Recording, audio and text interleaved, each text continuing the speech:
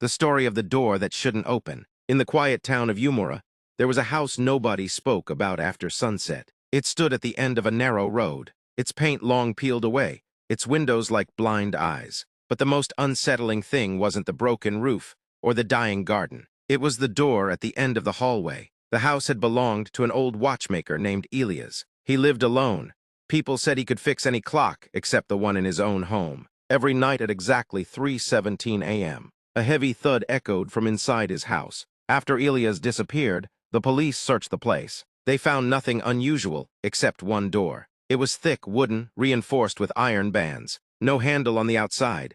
No keyhole, just carved words. "Do not open." No one knew what was behind it. For years, the house remained abandoned. Children dared each other to touch the front gate. Teenagers swore they heard ticking sounds coming from inside. Then one night, a young journalist named Keen decided to prove it was all superstition. He entered with a flashlight and a camera. The air inside felt heavy, as if it had been holding its breath for decades. Dust floated like silent witnesses. He walked down the long hallway, and there it was. The door. It looked newer than the rest of the house, cleaner, as if something inside had been maintaining it. Keen laughed nervously. "Just a story," he whispered. He pushed. At first, nothing happened. Then, click, the door unlocked itself. Slowly, it creaked open. Inside was not a room. It was another hallway, longer, darker, and at the end of it, another door. This one had a handle, and it was already slightly open. From inside, he heard ticking. Hundreds of clocks ticking at different speeds.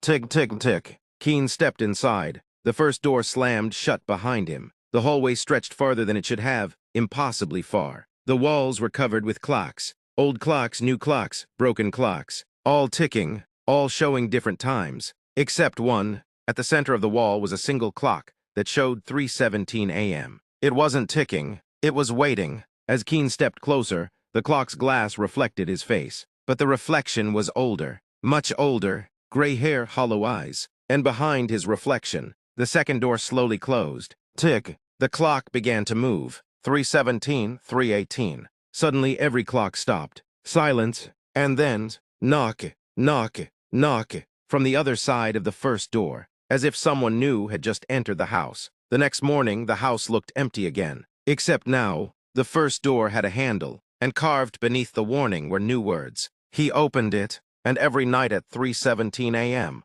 the ticking continues. Stay tuned for more stories.